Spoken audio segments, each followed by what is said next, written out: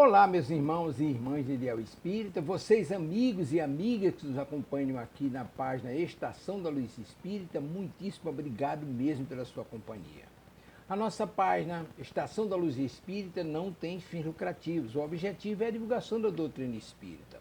E é por isso que nós reunimos aqui esta sede de matérias espíritas para que possa atender às suas necessidades, estudo, lazer, pesquisa. Você encontra aqui na nossa página Estação da Luz Espírita os livros da codificação, obras suplementares, entrevistas, palestras e os programas da Web Rádio Estação da Luz de Natal e Web Rádio Cristo Consolador de São Paulo. Ou seja, um acervo que atenda às suas necessidades, sem fins lucrativos. O objetivo é a divulgação da doutrina espírita. E agora eu convido você para nos acompanhar na reprodução de mais esse trabalho imperdível. Muito obrigado mesmo pela sua companhia e vamos juntos!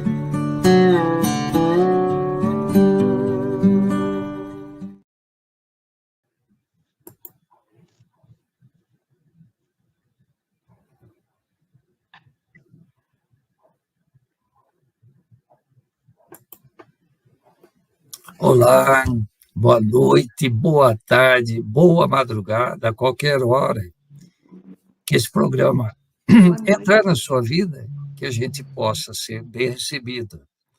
Nós estamos hoje voltando com a gravação do programa a respeito do livro O Consolador. No Consolador, nós já estamos no item Filosofia. Dentro de filosofia, nós estamos estudando a iluminação e hoje estamos terminando esse item. Mas, como é de costume, para o nosso preparo, para o preparo nosso, eu e Maria Antônia, que estamos aqui, preparo de vocês que estão nos assistindo, e com certeza não é só o mundo físico que está nos ouvindo. Todos nós temos nossas companhias e que possamos estender a eles, esse convite e que ele possa ser edificante para todos nós. Para nós, eu tenho certeza que é o fato de estudar o livro O Consolador nos traz muito bem, muito melhor entendimento da obra do próprio Allan Kardec. Então, vamos dar início com uma prece. É uma prece consoladora, é uma prece que nos ampara, que, como é o tema, que nos ilumina e que nos traz muito bem, do ponto de vista físico, espiritual, mental e tudo mais. Então, nós vamos fazer a prece do Pai Nosso como início de mais esse programa. Pai nosso que estais nos céus, santo é o vosso nome. Venha a nós o vosso reino, seja feita, Pai, a vossa vontade, assim na terra como no céu. O pão nosso de cada dia dai-nos hoje. Perdoa-nos, Senhor, por nossas dívidas, assim como perdoamos aos nossos devedores. E não nos deixeis, Senhor, cair em tentação, mas livrai-nos de todo o mal. E que assim seja. Então, nós estamos dando início a essa reflexão do livro O Consolador. Nós estamos hoje iniciando na questão 236. São 3 perguntas que terminam o item, como já falei, iluminação. Então, eu vou fazer a leitura da pergunta e a Maria Antônia vai fazer as considerações. A pergunta, item 236.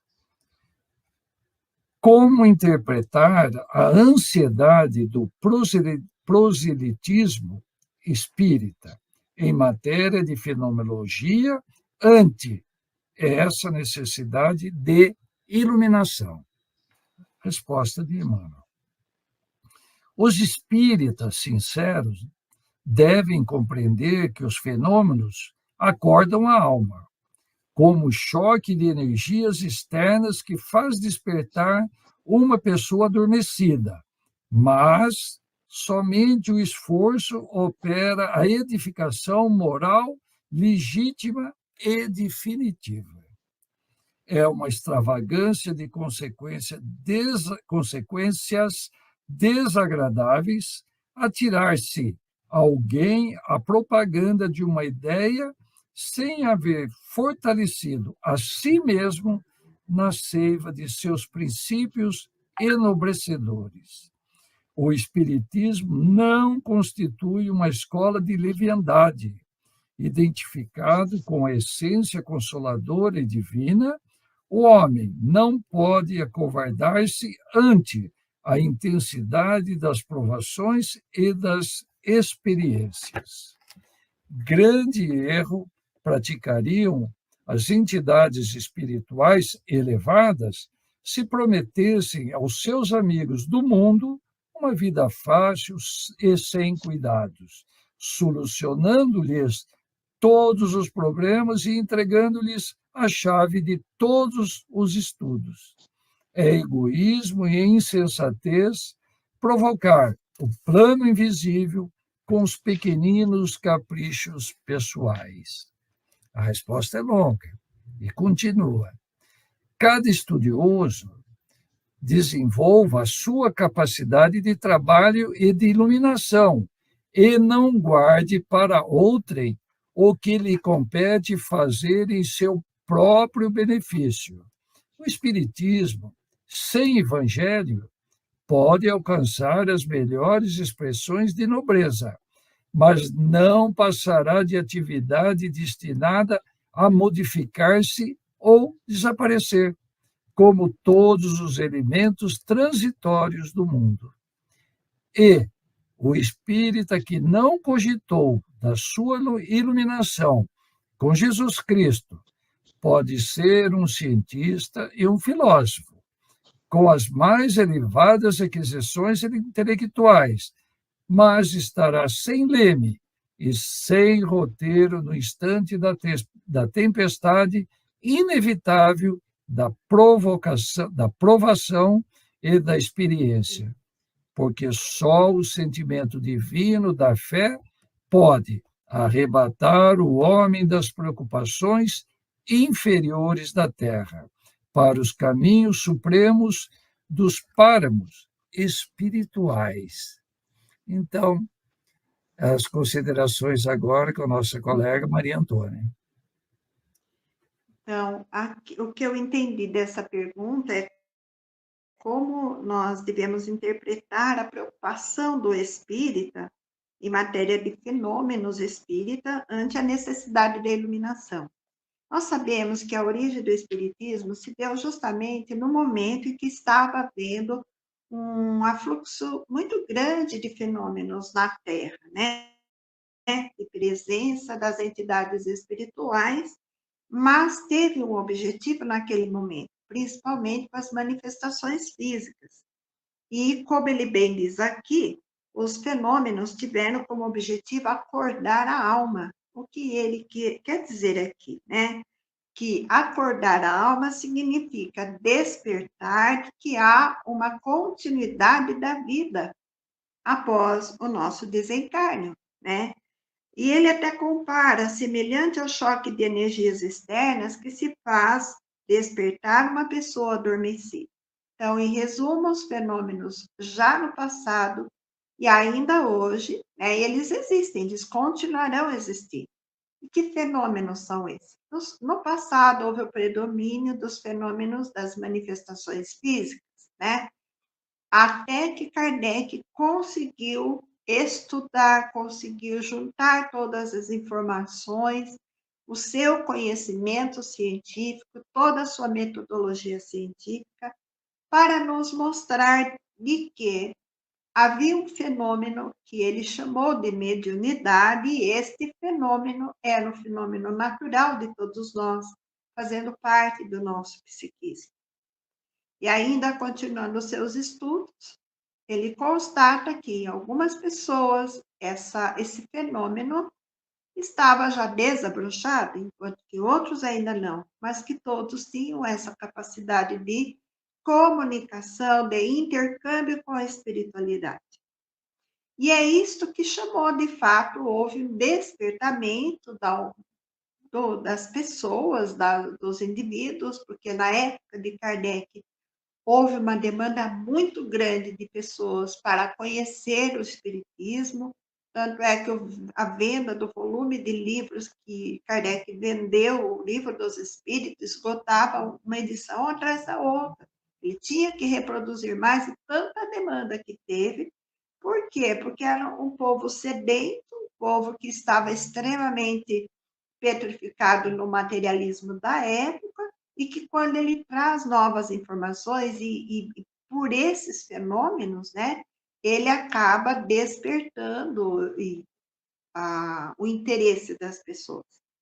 Mas nós não podemos esquecer que todo o esforço de Kardec foi justamente para trazer esses conhecimentos, para estudar todo o fenômeno, todo o funcionamento, para nos deixar claro de como se processa essa relação com o plano espiritual.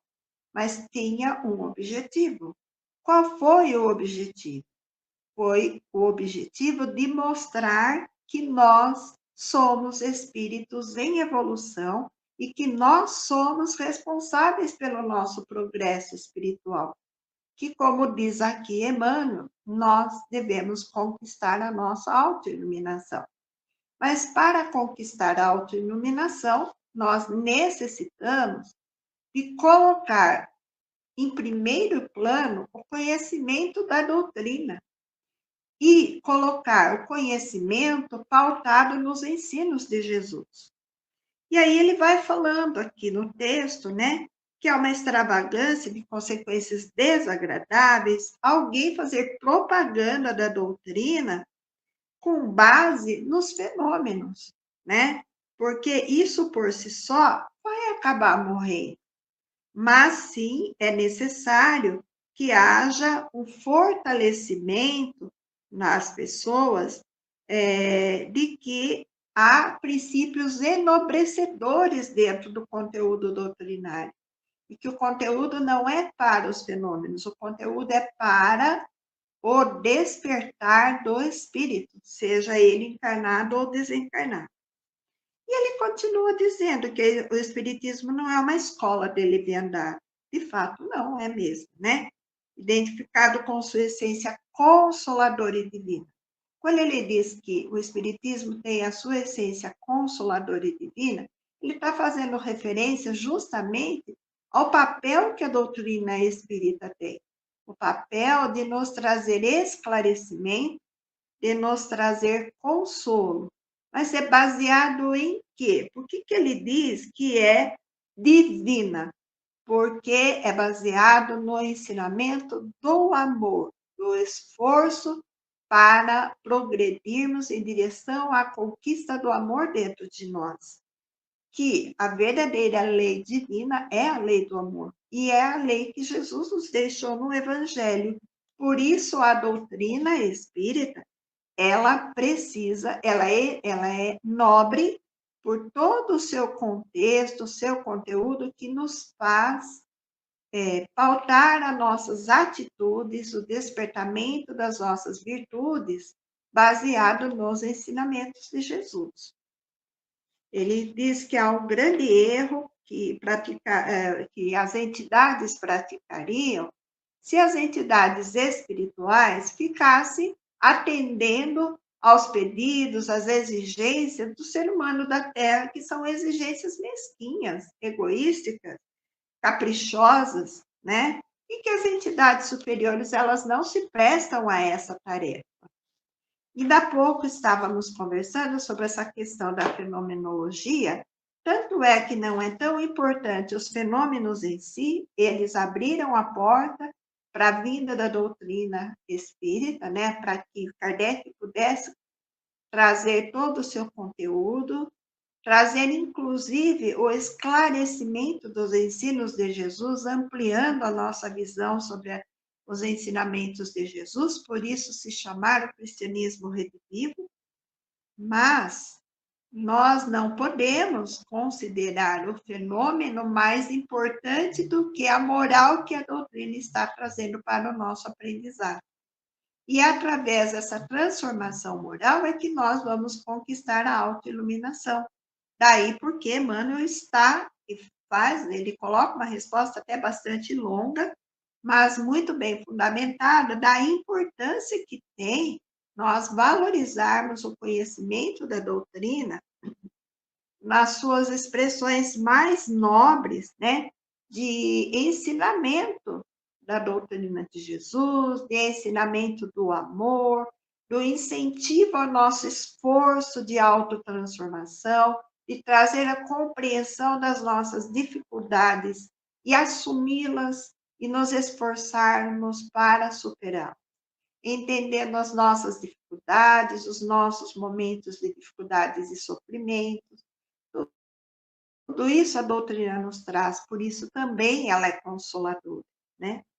E aí ele coloca que o espiritismo sem evangelho pode alcançar as melhores expressões, e cita como modelo os nossos grandes pesquisadores, os filósofos, eles podem ter um conteúdo intelectual muito profundo, podem ser ótimos estudiosos e leitores, mas se eles não têm a transformação moral, de que vale todo esse conhecimento? Tudo aquilo que ele ganha aqui, que sustenta o seu orgulho, o seu egoísmo, por conta da vaidade de ser grandes estudiosos e pesquisadores, bastou eles desencarnarem, eles vão descobrir que tudo aquilo que fizeram não resolveu. Por quê? Porque aquilo que a pessoa conquista de intelectualidade, se não for acompanhada do desenvolvimento moral, se não for acompanhado do esforço de transformação das suas condutas e passar a adotar esse olhar mais amoroso para tudo, para a natureza, para o próximo, para a sua própria aquisição, desempenhando e desenvolvendo com humildade os seus compromissos, esse espírito não vai se iluminar. E a proposta, inclusive, dessa obra, desse capítulo, é que tenhamos essa consciência. Os fenômenos, eles estão aí, eles são ferramentas para nos trazer mais e mais informações. Vejamos as obras que Chico deixou para nós aqui na Terra, Divaldo, os conhecimentos todos que nós temos recebido por meio da psicografia, por meio da psicofonia, e o quanto nós podemos desenvolver o trabalho de caridade, de bem ao próximo, quando nós, por meio das reuniões mediúnicas, as reuniões de desobsessão, nós podemos contribuir para o despertamento dos nossos irmãos desencarnados. Podemos socorrê-los, estabelecer nosso ato de caridade para com esses nossos irmãos. E é realizado através do quê? Do fenômeno mediúnico. Então, não é o fenômeno mais importante, o fenômeno ele só é uma ferramenta. Mas para que o médium seja um bom médium e tenha todo esse desempenho de amor, de caridade, que ele realmente sirva ao bem do outro, é necessário que ele se auto-ilumine. É necessário que ele adquira essa iluminação espiritual. É necessário que ele progrida e faça grandes transformações. Às vezes, uma encarnação, a gente não faz muitas transformações, mas só o fato de despertar nossa consciência e nós nos esforçarmos dia a dia para sermos melhores, já estamos em rumo da nossa autoiluminação. Bom, acho que era isso que eu tinha, assim, para colocar, Doni. Se você quiser completar, por favor. Não, está ótimo. Por aí, dessa forma também que eu entendi, né, a resposta de Emmanuel. A pergunta, né, e a resposta, né, de Emmanuel. Podemos ir para a próxima, então, Maria Antônia. Então, vamos ler a 237, que diz o seguinte: existe diferença entre doutrinar e evangelizar? Ele responde: há grande diversidade entre ambas as tarefas. Para doutrinar, basta o conhecimento intelectual dos postulados do Espiritismo. Para evangelizar, é necessário a luz do amor no íntimo. Na primeira, bastarão a leitura e o conhecimento. Na segunda, é preciso vibrar e sentir com o Cristo.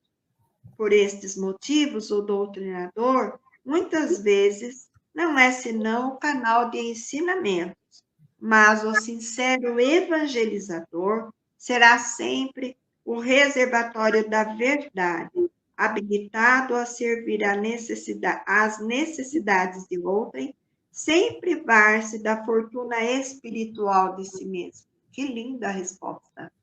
Seu comentário, Rony. A Tão pergunta claro, né? a pergunta é simples, a resposta é bastante esclarecedora, e o desafio é grande, né? Nós estamos na doutrina, aqui nós estamos falando do que, né, de postulados, nós estamos falando conforme entendemos. Será que estamos doutrinando ou evangelizando? Né? É uma questão. Das casas espíritas, nós temos o atendimento fraterno, né? Várias casas, a casa que nós frequentamos, eu e a Maria Antônia frequentamos duas casas diferentes, né? Existe o atendimento fraterno, existe assistência espiritual, e eu não vou dizer para alguém que está lá de boa vontade, trabalhando e falando, olha, você não está evangelizando, né? Mas, com certeza, com essa pergunta no ar, quer dizer, com esse... Para mim, chegou agora, né? Essa semana que eu fui estudando, falei, nossa, eu estou doutrinando, né? Eu estou falando sobre postulados, eu estou falando sobre interpretação de textos. Mas não é ruim, é algo muito bom, mas a iluminação significa evangelizar. Então, a melhoria nossa interna, essa que verdadeiramente transforma, nos melhora no nosso dia a dia, vai nos elevar dessa condição de doutrinador para evangelizador. É uma escada mesmo, é assim eu acredito. É difícil que você pule para um momento de evangelizador, né? Olha a palavra que ele coloca aqui. Na primeira, a doutrinação, né? Bastarão a leitura e o conhecimento. Como já foi falado bem lá atrás, que ele fala sobre, numa das respostas, sobre o conhecimento filosófico, enciclopédicos. E ele fala, isso aí é iluminação? Não, isso é conhecimento. Iluminação, ele usa a mesma palavra que ele põe aqui. A iluminação, ela vibra conosco, né? Ela traz aquilo que Jesus veio nos falar quando esteve aqui, e que quebrou, né, todos os paradigmas, que era sobre o amor, né? Havia um tempo de violência, um tempo de vingança, né, guerra, submissão e tudo, né, as pessoas estavam com o seu coração realmente todas amarguradas, né, em desejos mil, e ao mesmo tempo humilhados. Ele veio falar de amor. Não, mas eu não devo agredir um romano, ele está dominando, ele me humilha. Não, né, orai, né, por aqueles que vos perseguem, amar vossos inimigos. Então, o evangelizar, como ele colocou assim, esse vibrar é uma demonstração real, sincera, de amor, de amorosidade. É a palavra, né, que é, no caso do atendimento, é um atendimento, aí já não é só um atendimento, é um atendimento fraterno. O que é o fraterno? É aquele acolhimento que a pessoa sente lá, sem palavras, sem nada, né? As palavras estão ali, mas é um sentimento, uma emoção que é até indescritível, é difícil ser traduzido em palavras. Eu tenho, né, convivo, né, com uma pessoa, é minha esposa, e ela faz o atendimento fraterno, e eu, né, vejo a forma como ela atende e realmente procura não colocar os postulados naquela hora difícil, né, seja lá na reunião mediúnica, que os irmãozinhos sofredores se manifestam, seja numa entrevista do atendimento fraterno, não é hora de colocar os postulados, a doutrinação, aquele entendimento, na verdade, esse tal, né, essa palavra, né, evangelização, esse acolhimento, né, sincero mesmo, e a pessoa sente, abraça, chora, é, são casos assim muito interessantes. Eu, eu só vi, né, a gente vê isso, tal, mas nunca coloquei em pratos limpos, como se diz, né, dentro da minha cabeça, a doutrinação e a evangelização. Eu agradeço muito ter podido ler essa pergunta e essa resposta de Emmanuel sobre isso, né? Nós, né, Maria Antônia, participamos de situações, estudo de livro, né, a gente está lá num esforço intelectual de entendimento, né? Vamos pôr até de doutrinação, dá um certo alívio saber. Lá na frente, lá atrás, desculpa, ele fala assim, mas qual a diferença do saber, do intelectual? Ele gera crença. As crenças geram um conhecimento que dá um certo, mas aquela base firme, forte, para as provações, para as dificuldades que nós temos pela frente, ela tem que vir de algo maior, né? Que ele chama de iluminação. É outro nível, né, de assimilação de conhecimentos, porque exige o conhecimento e a prática. E, né, aquele dissolver do nosso egoísmo, do nosso orgulho, e a gente, né, mais humildes, né, mais caridosos e tudo, vamos nos transformando. É do dia para a noite? Provavelmente não. Quantas reencarnações nós já estamos nesse caminho? Né? Muitas, muitas. Quantos temos pela frente? Um bocado ainda, tenho certeza. Né? São alguns séculos. Mas o que é importante? Foi dada uma dica aqui, sabe, uma pulguinha, algo assim, olha, tem uma diferença entre doutrinação e evangelização. Você está trabalhando no caminho de entender e doutrinar, como eu faço na minha profissão. Né? Eu não sou padre, não, tá? Falo da minha profissão de engenheiro agrônomo, com conhecimento da área que eu tenho. Né? Eu seria quase como doutrinar. Agora, evangelizar depende da nossa iluminação. Isso, para mim, desculpa, estou repetindo isso, é como assim a descoberta do ano. Né? Haverão outras, tá? Depois eu vou falar, nossa, essa é a maior de todas. Mas, no momento, essa aí me pegou mesmo. Durante a semana, várias vezes eu tive a oportunidade de conversar com a minha mulher, né, a respeito disso. Olha só, né? Vamos prestar atenção nisso, né? Nas nossas comunicações. Né? Bem, foi assim que eu entendi, pessoal, e assim que eu estou transmitindo, um pouco fora aqui do conceito, né, conceitual, como ele colocou, mas viu, eu estou me sentindo um evangelizador até, porque realmente estou emocionado em poder falar dessas coisas. Né? Normalmente sou bastante racional nos aprendizados, né, na comunicação das coisas, mas essa pergunta, ela remete, ela nos tira daquele chão firme, né, que nós temos, que a gente se apega, daquele materialismo, né, daqueles conceitos, e fala assim, vai voar. Né? E se eu cair? Se acredita ou não, né? É isso aí, Maria Antônia.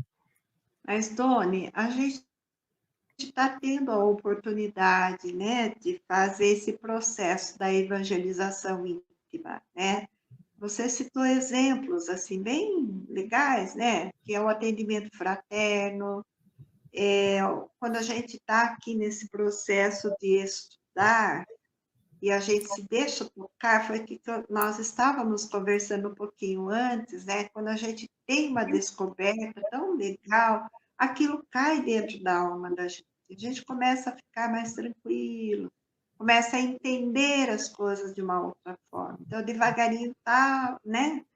E eu, quando você começou a falar, eu falei, nossa, olha como evangelização infantil é um termo que não deveria ser mudado.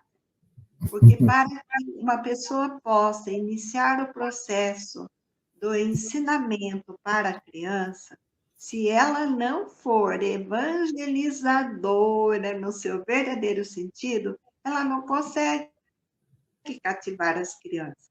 E aí eu fiquei me lembrando dos evangelizadores do domingo, lá no Pó da Caridade. É lógico, as outras casas também, mas é que ali é um grupo que eu tenho mais contato ali de manhã. Eu fico encantada de ver a maneira, a forma amorosa como todas as crianças são acolhidas e como elas vão aprendendo, como elas vão participando. Isso é um ato de evangelizar, né? Então, vai muito nessa linha mesmo, que ele diferenciou entre doutrinar e evangelizar, né? E é a proposta que é feita hoje nos estudos também da mediunidade. Hoje nós não chamamos mais de doutrinadores, nós estamos chamando de dialogador, né? Nem é evangelizador, porque de fato não somos ainda, né?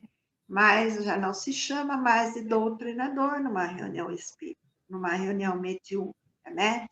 Isso é muito bom, porque isto mostra o quanto a doutrina ela é uma doutrina raciocinada, é uma doutrina da fé raciocinada, que a gente vai ampliando o conhecimento, uma doutrina que sempre se atualiza, né?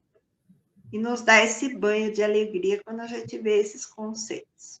Mas, olha, pode ir para 238, senão a gente não vai atender nosso propósito hoje. Então, fazer a leitura da questão 238, que é a última, né, desse tema que nós estamos estudando, iluminação, né? Para acelerar o esforço de iluminação, a humanidade necessitará de determinadas inovações religiosas. Não é? Nós estamos no período das inovações, né?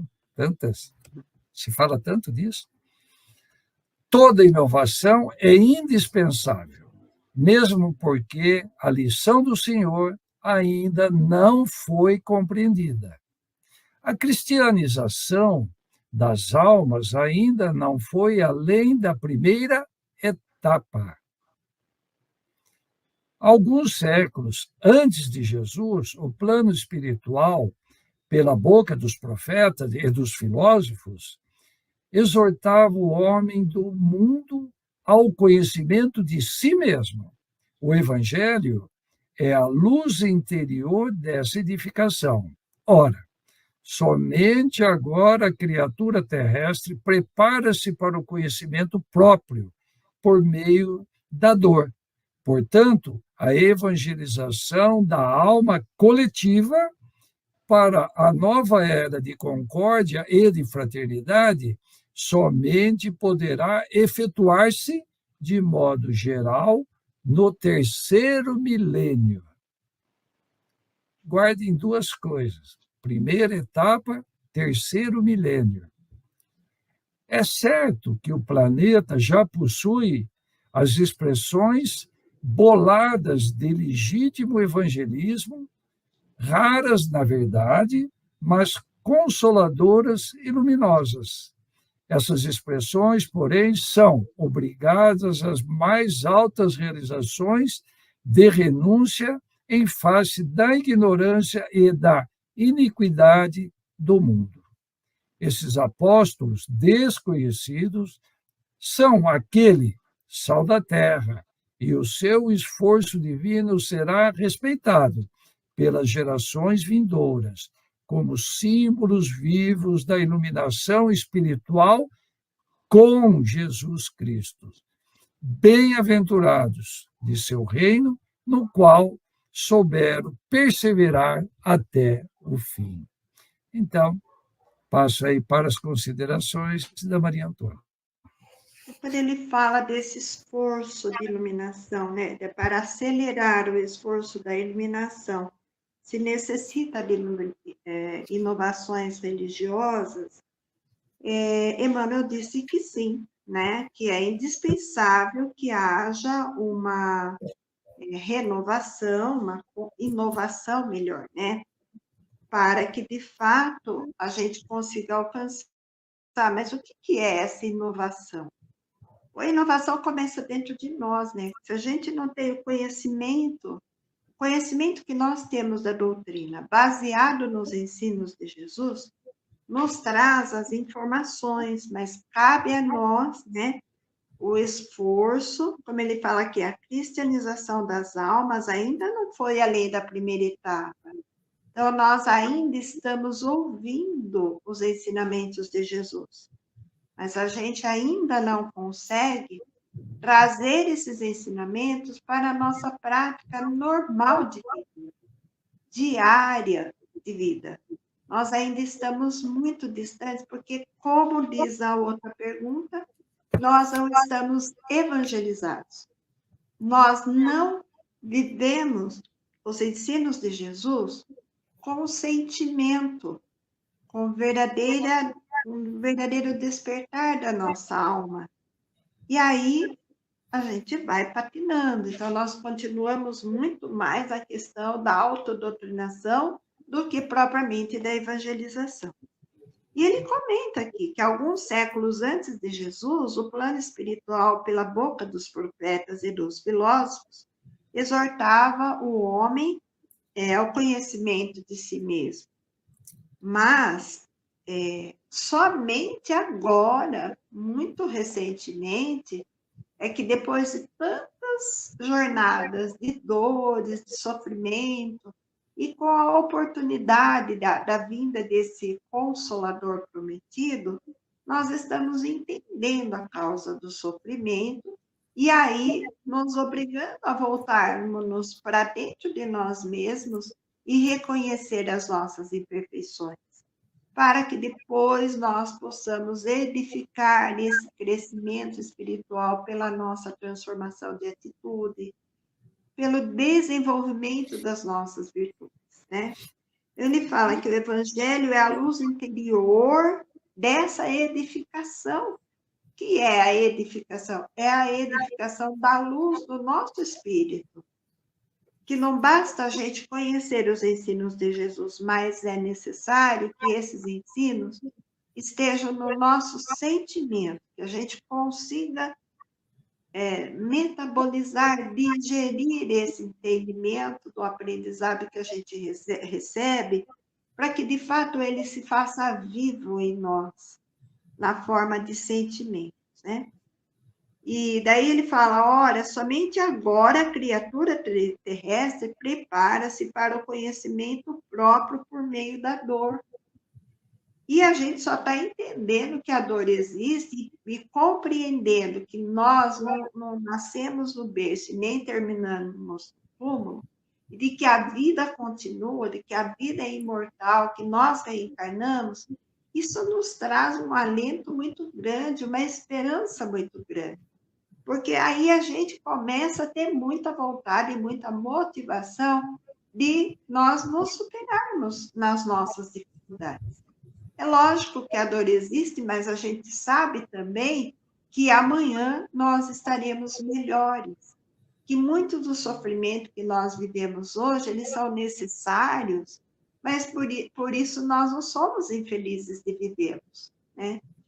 E isso é muito interessante, porque quando ele fala que a evangelização da alma de cada alma levará à evangelização da alma coletiva, eu vejo que isso é uma informação extremamente importante, porque é disso que nós estamos precisando. E é por isso que nós estamos vivendo esse período muito conturbado, que nós chamamos de transição planetária, para que o nosso planeta realmente venha a ter no futuro uma alma coletiva, vivenciando a concórdia, a fraternidade, que é o esperado do mundo de regeneração, é preciso que nós estejamos cada vez mais nos esforçando para a autoiluminação. E daí ele pontua, né, que só vai acontecer isso no terceiro milênio. Quando vai ser o terceiro milênio? Não é?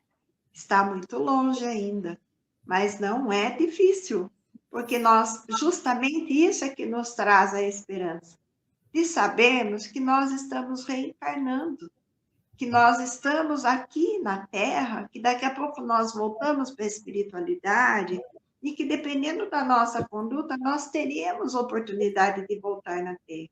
E nos esforçarmos para estar mais iluminado, mais e mais a cada dia, para quando a gente voltar, estar mais crescido espiritualmente e sermos melhores aqui na Terra, preparando a Terra para que esse coletivo fraternal seja realmente fortalecido, evidenciado, porque no momento nós sabemos que isso não está acontecendo, né? E ele fala que é certo que o planeta já possui suas expressões boladas de legítimo evangelismo, raras nas verdades mais consoladoras e luminosas. Como não temos? Temos, sim, ele chama de evangelismo. Nós não estamos evangelizados, nós estamos na atitude de receber o evangelho, mas esse evangelho que ainda não adentrou profundamente dentro de nós. Eu entendo como evangelismo essa atitude de já conhecer o evangelho. E o que é conhecer o evangelho? É aprender sobre o amor, é conhecer o que é amar, o que é ser fraterno de fato, né? Que amar ao próximo, como Jesus nos ensinou. E para que a gente possa caminhar para uma situação da expressão do verdadeiro ser evangelizado, que é o ser autoiluminado, né? E ele fala que esses apóstolos desconhecidos são aqueles o sal da terra, e seu esforço divino será respeitado pelas gerações vindouras, como símbolos vivos da iluminação espiritual com Cristo Jesus. Então, mais uma vez, ele reforça: a iluminação de todos nós só vai se dar se nós estivermos com Jesus no leme das nossas vidas. E ainda nós estamos muito imperfeitos, estamos muito distantes, mas já temos a oportunidade de conhecê-lo. Isto é consolador, isto é trazer para dentro de nós a esperança de que podemos nos auto-iluminar. Era isso que eu tinha para falar. Doni, se quiser complementar, por favor, ainda se tem um tempinho, de 2 minutos. Como eu disse, nós estamos terminando esse item, né, que diz respeito à iluminação. Desde o início, né, ele fala da importância da iluminação, o que é diferente, né, entre iluminar-se ou evoluir, pensando espiritualmente, no nosso crescimento de conhecimento. Elas andam juntos, sim, mas a finalidade do conhecimento é que elas se tornem algo que provoque o bem para nós e para os outros, senão não faz sentido o conhecimento, né? E ele reitera o tempo todo que a gente não consegue terceirizar isso aí é algo do esforço próprio. E aí, logo lá no início, ele falou assim, vai vir esse conhecimento, sabedoria, essa iluminação, vamos separar, então, essa iluminação vem do nosso conhecimento, da filosofia, de enciclopédias e tal? Não. Vem por manifestações espíritas dos nossos familiares? Não.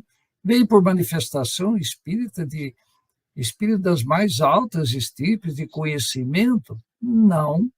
Isso só não, desculpa a palavra, isso nos ajuda, nos ampara, nos ilumina, nos ajuda, mas só o esforço próprio é que faz isso realmente acontecer. Então, o tempo todo, né, Maria Teresa, fala assim, esforço próprio. Ninguém pode fazer isso por nós. E é algo que nós, muitas pessoas que, quando ouvem isso, já são espíritas, sofrem um certo choque quando você fala assim, o fato de você estar fazendo o bem, de você estar melhorando e tudo, não significa que você não vá sofrer. Ah, mas eu estou fazendo tudo isso para não sofrer. Não. Seus débitos anteriores, eles vão ter que ser cumpridos. O que você vai é melhorar e entender o que é que está acontecendo, como o Espiritismo te explica, como foi colocado aqui. Você fica preparado para as provações. É assim é que é. Né? Mais resignado, vai ter fé, acredita em um Deus bom e justo, e que o que está acontecendo não é para provocar nenhuma rebelião interna, né? Revolta. Não, opa, eu fiz algo. Vou evitar de fazer, mas há algo a resgatar, há algo a cumprir. E todos nós temos, estamos num planeta de expiações e provas, né? O tempo todo contraímos contraímos esses débitos, vamos dizer melhor, equivocamos nas nossas atitudes e colocamos mais dificuldades para a gente aprender. Só isso, né? Aprender. É que a gente não entende bem essa escola. Uma escola que dói, perde, sofre, né? É uma escola assim, né? Ela é uma escola das coisas espirituais, né? É que a gente está aprendendo. Mas a Maria Antônia explicou muito bem a última questão agora, que é a questão da inovação, e como eu falei, presta atenção, nós estamos na primeira etapa, estamos cruzinho ainda na questão da iluminação, da evangelização, né, de nós como ser, mas estamos a caminho, viu? Ainda, mas nós estamos a caminho. E aí ele dá um tempo aí, né, uma certa profecia de um terceiro milênio. Então, mais 1000 anos pela frente. Dá para nascer aí pelo menos umas 3 vezes, 4 vezes, né, para reencarnar e participar desse mundo aí, e nessa tribulação, aqui ou onde for necessário para a nossa melhor evolução, né? A nossa iluminação, esse é o objetivo final de tudo. E qual o objetivo final? Que a gente vai conseguir com isso? Felicidade, essa proximidade com o nosso Criador, né? É isso que nós estamos caminhando. Então, acredito que encerramos, né, Maria Antônia, mais esse item. Fica contente, viu, quando acaba uma etapa. A próxima etapa diz respeito à evolução, muito interessante, e já começam fazendo igual aqueles negócios de seriado, né, chamando a atenção, a surpresa, vamos dizer assim, para o próximo capítulo. Então, vamos iniciar a evolução e vai falar a respeito da dor, né? Aquilo que ninguém quer, que durou um minuto, ai, meu Deus do céu, né? Não, peraí, essa essa escola tem hospital, né? Porque ela provoca coisas que a gente acaba precisando de hospital. Então, é uma escola e hospital, né? E aqui nós nos despedimos dessa gravação, né? Como sempre digo, ao final da gravação, aí embaixo estão passando os dados aí de hoje, o que é que nós fizemos, o contato, e estamos à disposição para pergunta, para considerações, para críticas. Pode ter certeza que tudo será muito bem recebido, teremos o maior prazer em conversar com vocês, interagir com vocês sobre o estudo do livro O Consolador. E então, em nome meu e da Maria Antônia, a gente se despede, agora a gente entra, né? Vamos tirar a imagem e a Maria Antônia vai fazer a prece que finaliza mais essa noite de reflexão do livro O Consolador. Obrigada. Vamos elevar nosso pensamento a Deus, mentalizando a figura de Jesus e os nossos bons amigos espirituais, para mais uma vez agradecer. Agradecer pela dádiva da vida, agradecer pela oportunidade de estarmos aqui neste planeta Terra, nesta escola bendita de aprendizagem, e, sobretudo, de termos a oportunidade de conhecer a doutrina espírita, que tanto nos alarga os horizontes das nossas visões diante da vida, principalmente da espiritualidade. Obrigada, Senhor, por esse momento de estudo, de aprendizagem e que temos a oportunidade de nutrir a sede das nossas almas. Obrigada aos meus amigos espirituais que nos assistem nesta tarefa, e em particular a Emmanuel, a Chico, que bondosamente nos deixaram este presente que é este livro, esta obra, que tanto tem nos trazido de esclarecimento nesta missão. Que o Senhor bom Deus nos abençoe, nos ampare e que possamos continuar na sua presença conosco, hoje e sempre. Assim seja.